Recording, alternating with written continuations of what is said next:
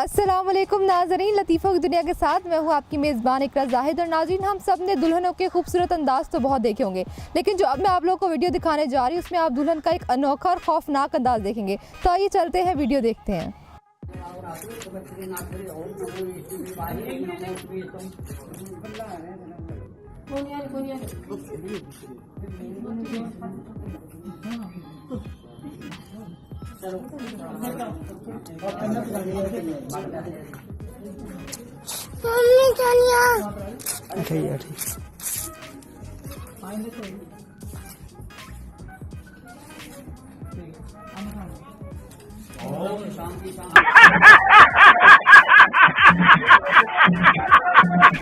होशियारी पड़ गई भारी। नाज़रीन, अब आप जो वीडियो देखेंगे उसमें आप देखेंगे कि लड़की ने अपनी तरफ से तो बहुत होशियारी दिखाई, लेकिन वो उस पे कैसे भारी पड़ गई, जरा देखिए।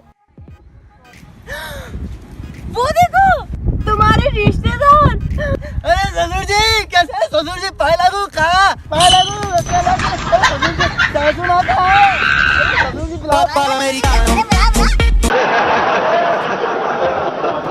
नाज़रीन, हम सब जानते हैं कि पाकिस्तानी बड़े जिंदा दिल लोग होते हैं। इसी तरह पाकिस्तानियों ने एक अंग्रेज पुलिस वाले को कैसे नचवाया, जरा देखिए। कमाल कर